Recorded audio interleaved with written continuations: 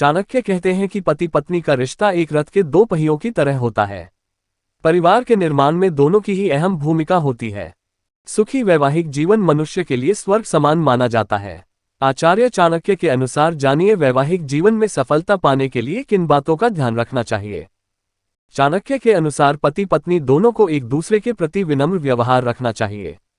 विनम्रता से व्यक्ति दिलों पर राज कर सकता है। विनम्र व्यवहार क्रोध को दूर करता है, जिससे आपस में झगड़ा होने की संभावना कम होती है। साथ ही मान सम्मान बढ़ता है। चाणक्य कहते हैं कि पति पत्नी को एक दूसरे का सम्मान करना चाहिए। वैवाहिक जीवन में पति पत्नी का दर्जा समान होता है।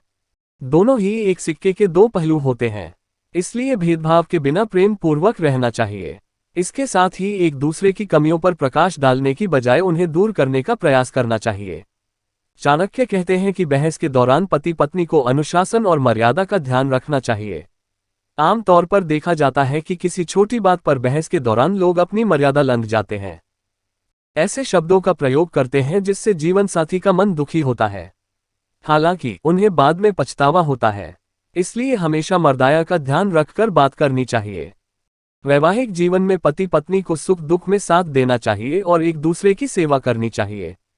जिस दंपत्ति में सेवा भाव होता है, उनका जीवन धन्य होने के साथ सफल होता है। महिलाओं के लिए पति की सेवा करना उनका सबसे बड़ा धर्म माना जाता है। हालांकि आवश्यकता पड़ने पर पति को भी पत्नी की सेवा करनी चाहिए।